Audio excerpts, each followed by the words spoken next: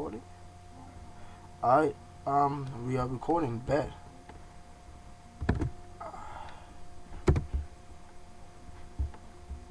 It's Richard.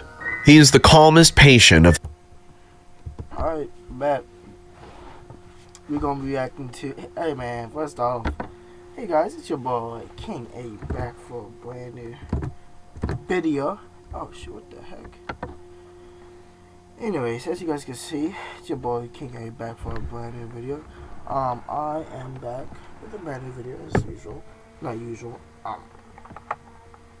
First, just want to start off. Alright. First, I do want to start off with why I haven't been posting. First, I just haven't been moved. Like, a lot of things have been happening. You guys probably don't care, but my back has been killing me. And I went to the doctor, did an MRI for 3 whole hours, and came out that I have some issues, right? So I've been dealing with that. So other than that, well, I'm recording now. 3 mysterious SCPs, horror story animated. This is one of my favorite anime stories. I am story scary tales. Let's get straight into it. Calmest patient of this asylum. He does nothing except stare out of a window. It's been 2 years now, and he hasn't spoken. No one knows what happened to him. He was shifted here directly from the hospital. The doctors at the hospital said Richard was found unconscious on the side of the road.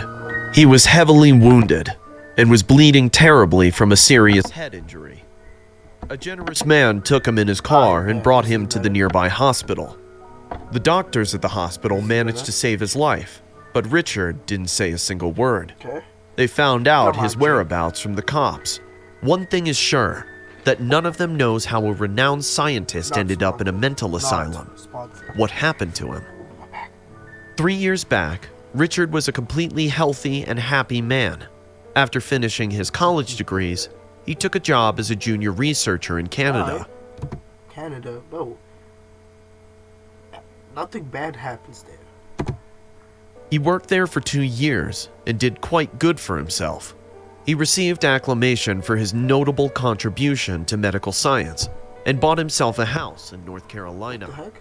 Richard stayed here during his graduation day. Bought himself a Bro, look at this nigga's haircut, bro. Bro, why? Bro, okay, I can't talk because my hair is a little rough. But what is this, bro? Bro, who has purple eyes? Yo, who has purple eyes? Eyes. Yo, bro, who actually has purple eyes? Like, what?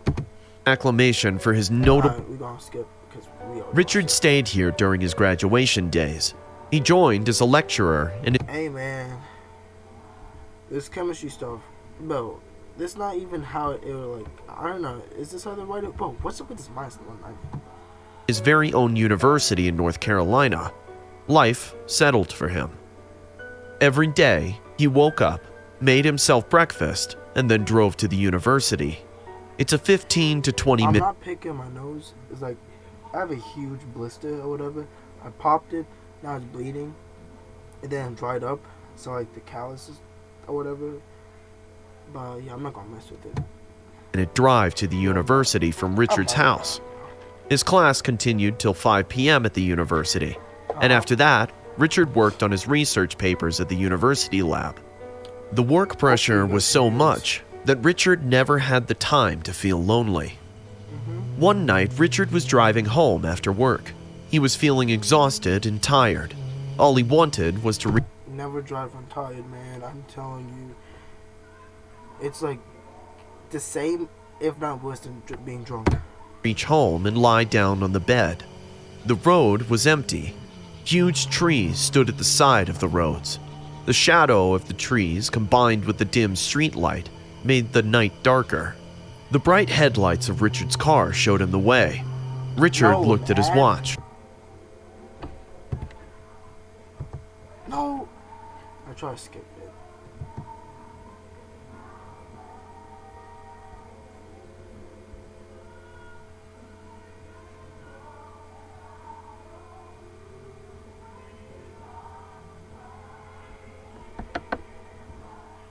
Richard rolled down.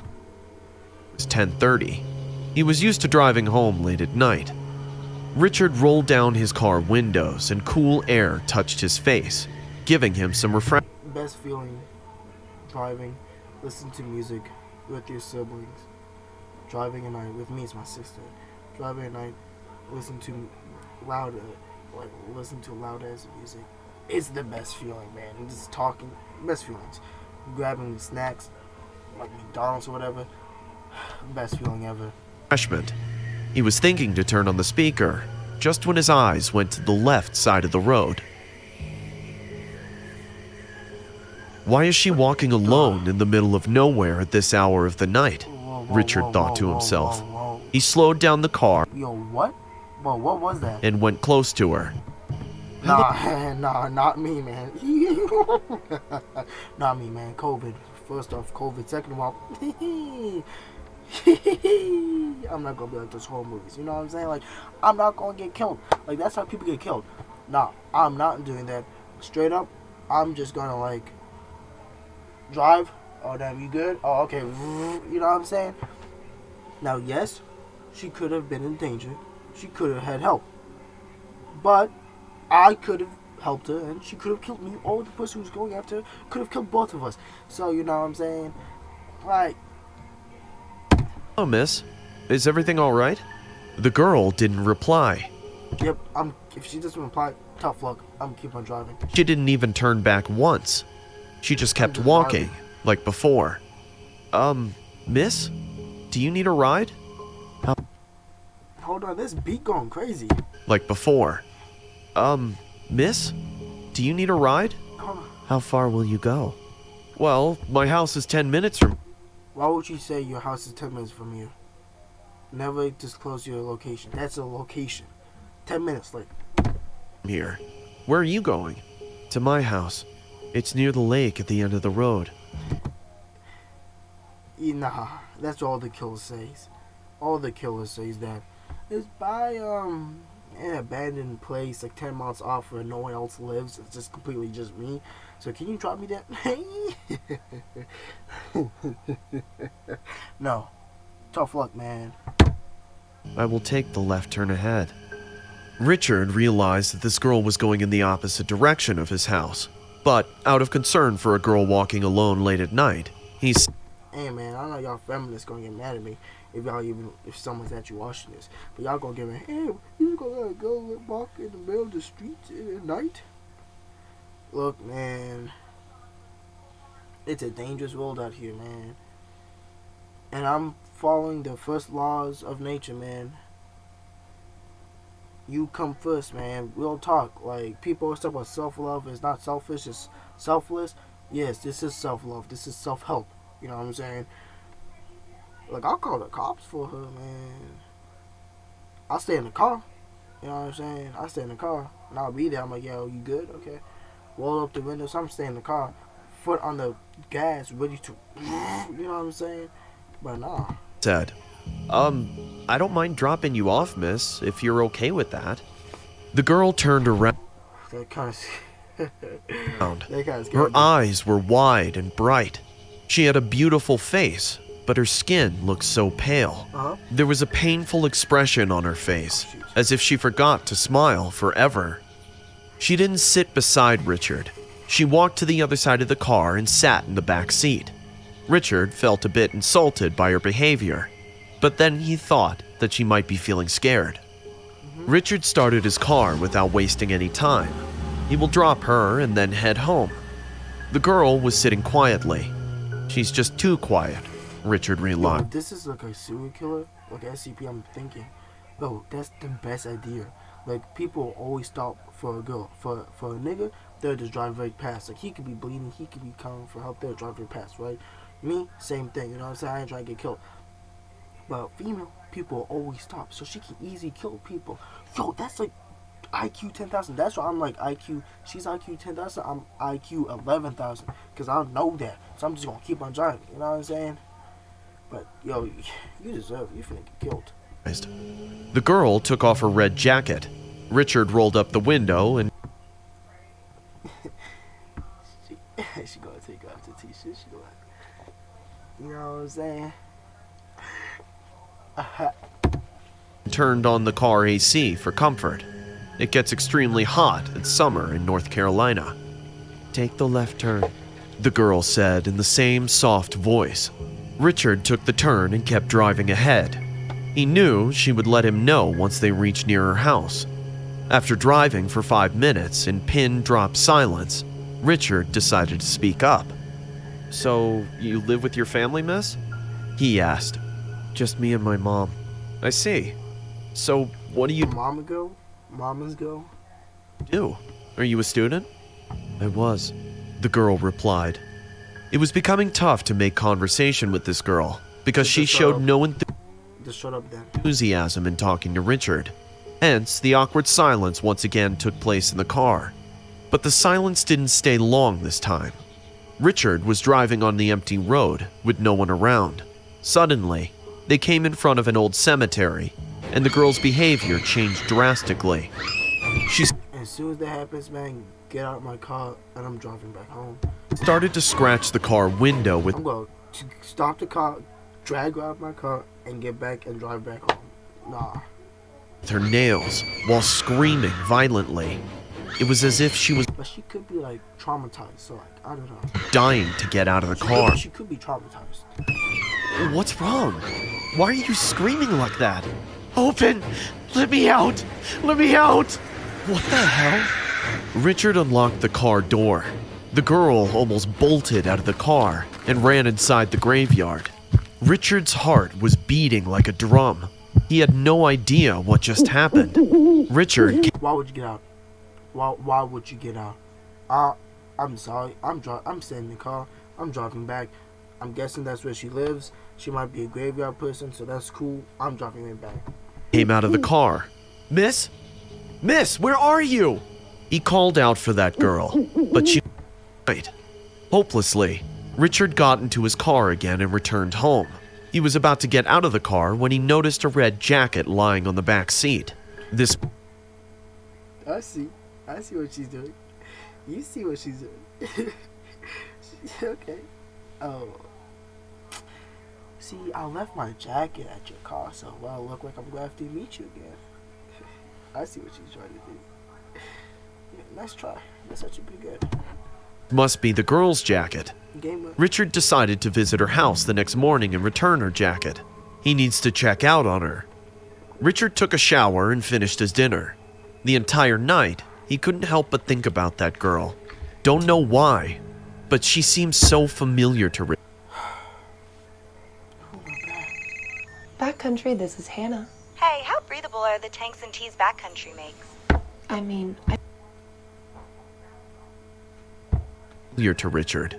While thinking all of this, Richard fell asleep. When he woke up, sunlight was flooding into his bedroom. He got ready and he decided to drop by the girl's house after work today. Richard took the red jacket and started the car engine. The same road that was appearing spooky at night is now standing like an artist's landscape. Richard finished his work after class and left for the girl's house. When Richard saw the lake at the end, he realized the girl's house is not far.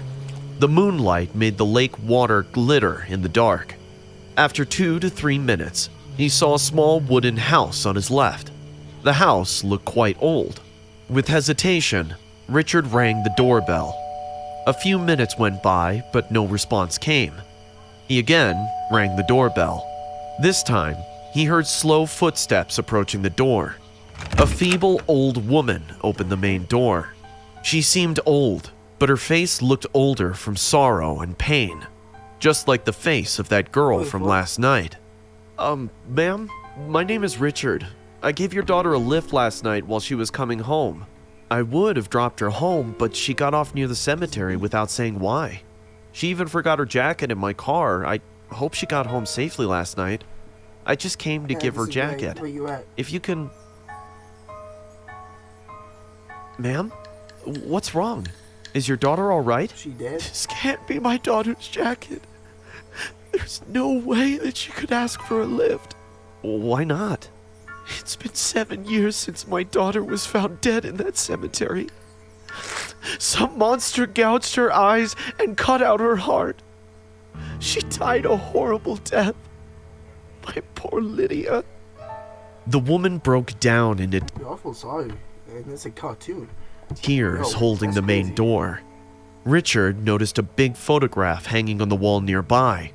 The same girl from last night was in the photograph, except she was standing in front of the science lab of North Carolina University. Oh my God, it was her. Richard stumbled back to his car. He remembered her. The car took up speed as Richard pressed the accelerator hard. Richard remembered this girl. It all happened during his college days. One night, Richard was wandering around, being all high in the graveyard. He took a challenge proving that there was no such thing as ghosts. He thought he was the only one around in the cemetery, but suddenly, he heard a girl screaming at the top of her lungs. He followed the screams and found 3 people torturing a girl. Richard hid behind a bush and watched those men conduct a satanic ritual at that hour. At the end of the ritual, Richard saw Yo, for real, man. What in real life, real talk? What can you do in this situation? Like, all serious. Like, what can you do in this situation? Nothing. Like, you legit cannot do anything. Like, I'm not gonna try to stop them because they can easily kill me. 3 against 1, 2 against 1. But she's traumatized, so she's probably not gonna do anything. 3 against 1, I'm gonna get killed. After they kill me, they gonna kill her. Now there's 2 people dead, so what can I do? The best thing I'll do is stay quiet and call 911 as quick as possible and try to get them here as quick as possible. And stay quiet. And record. Record, yes. Record. Record while talking. That's the best you can do. all those men sacrificing the girl and attempting to take her life. Richard was extremely scared. He ran away that night. When the cops discovered the girl's body, Richard kept his mouth sealed, even after seeing those men Why? who murdered her. You could have bought justice. Richard kept quiet to save himself from trouble. He That's a real behaved talk. like a coward, and maybe this is why Lydia came to take her final revenge that night. After meeting Lydia's mother, Richard was rushing home. He was out of his mind. He couldn't believe he gave a lift to a dead girl last night. A sense of guilt mixed with fear numbed Richard's mind. He was almost near the turn when the same girl from last night came running towards his car from the bushes. Her eyes were hollow. There were no eyeballs in them. There was a big hole in her chest where her That's not even your heart is. Your heart's like right here. heart should have been. Oh, You could have saved me. You could have saved me. No, he couldn't, bro. Stop the cab. He could have called the cops, but that's about it. Richard screamed with seeing this vicious figure and drove his car into a nearby tree. He hit his head, but somehow dragged himself out of that car and started to run on the road. He didn't look back. He was scared as he thought the girl might be following him. Still, he fainted on the road that night after running for some time. It's been 3 years since. Richard hasn't spoken a single word. But today, Richard heard 2 investigators talking to a man. They were standing near his room. The man was saying, "The Foundation has named her SCP-1337, the Vanishing Hitchhiker. We're still researching about her. There's a lot more we don't know yet. But the tough part is to find out how did she end up being like this. Should Richard tell them how? Or is it too late already?" Can we go react to one more and that's gonna be it? Hi there, welcome to Forward. Come on in. Okay, shut up, man. I'm Dr. Nate Favini. I'm our medical. It turns out that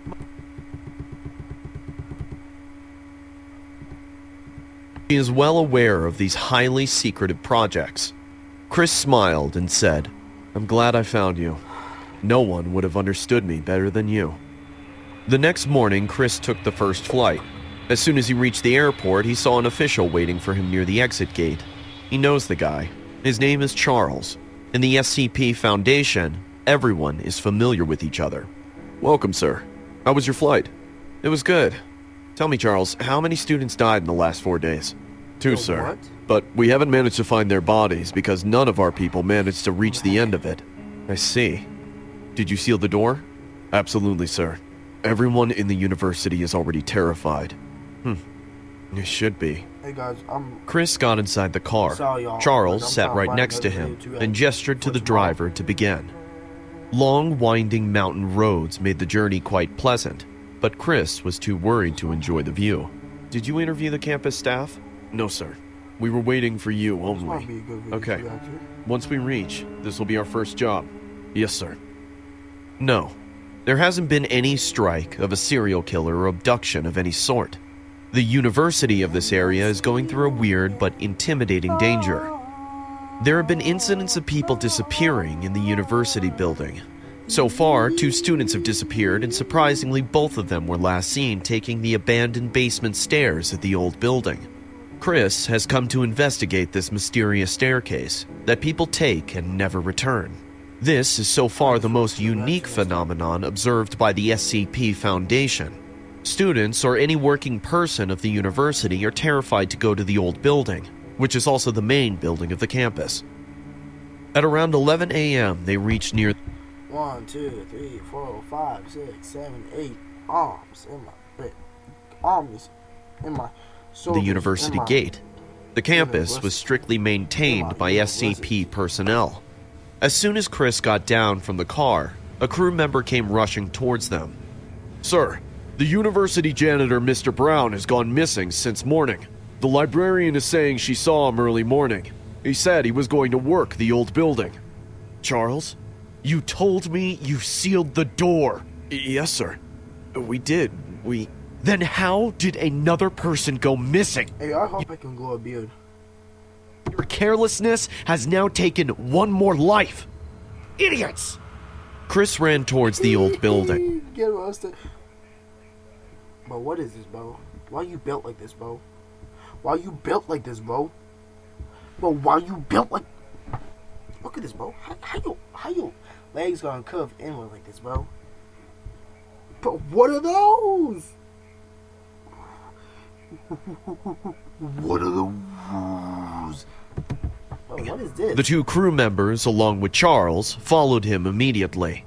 As they reached the door, they saw the seal was broken and the door unlocked. Another crew member locked the door immediately, and within an hour, the entire building was sealed. Chris gathered everyone in the campus ground and said, "Everyone listen carefully. Again? The old building is now..." Well, this is actually kind of interesting, you know what I'm saying? Like, I kind of, like, go get your snacks and get your drinks, you know what I'm saying? Should have done that earlier. Is now out of reach for any general personnel except SCP Foundation. No one, I repeat, no one should go near that building without my permission. Let's keep it a buck. You know, some dumb, stupid teenagers come back. Hey, yo, dude. Yeah, dude. You know, it'd be really bad. What? Let's go into the college. For real, dude? We gonna go to the college? Yo, let's go to the college. We finna go to the college.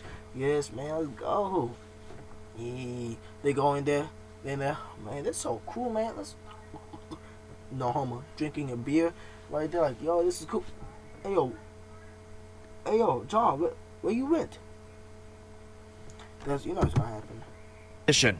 From tomorrow onwards, no one should be seen in this I don't know why I campus. say it like that. All Yo, of your John. classes and sessions will be conducted in the new building.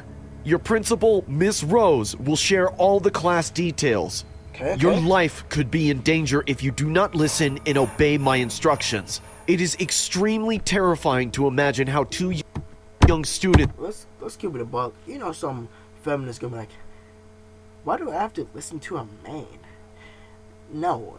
First off, stop mansplaining. Second of all, I can do whatever I want. My body, my choice. I don't need a man to tell me what I cannot do with my body. and a perfectly healthy man, Mr. Brown. Perfectly healthy man? What about the women? So sexist. It's the misogyny for me. Wait, what's that? I can't hear you over the misogyny. Yes, queen. Period. No homo. Disappeared near the it's basement true. staircase of the You know old it's true. building. I would like to conduct interviews with all the people who can all... Okay, let's skip forward. Have a seat, Mr. Smith. Oh, Franklin Douglas have an ass. Bro, why she look like this, bro? You can call me Chris.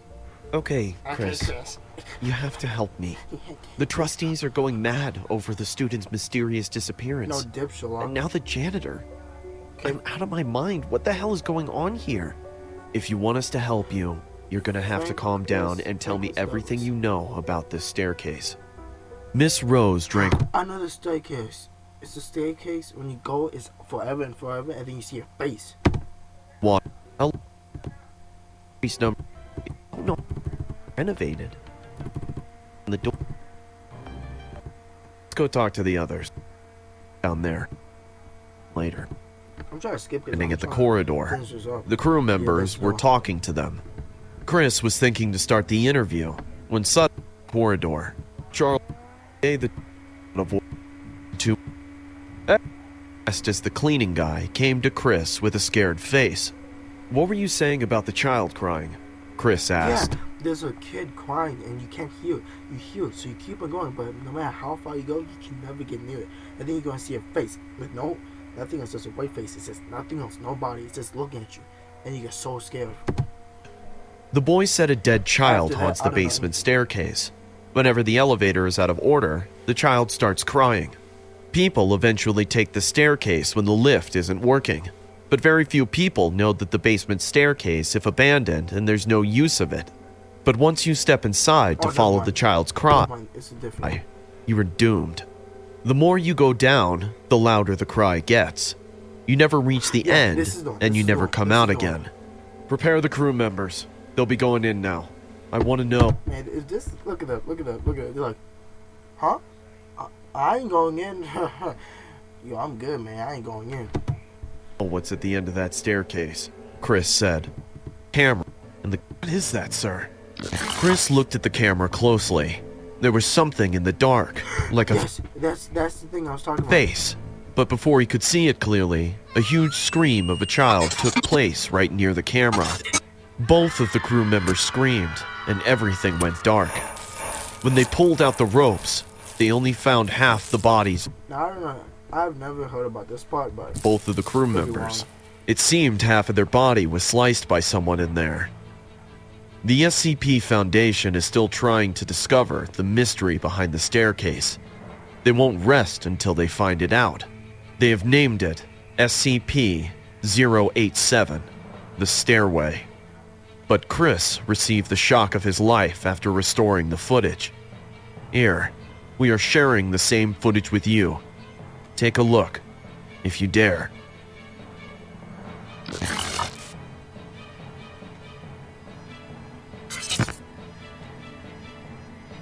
no one's talking.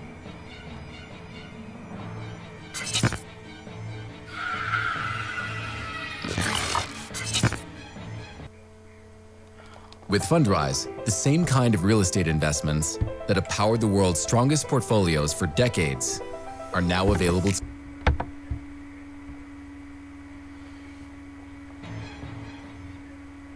Alright, that's gonna be the end of the video, man. I'm sorry, guys. We're gonna react to that story 3, and then another video that I've picked. That's gonna be it, man. Hope you guys like and enjoy this video. Go subscribe, like, and subscribe. See you guys in the next video. See you guys. 28 minutes. Wow.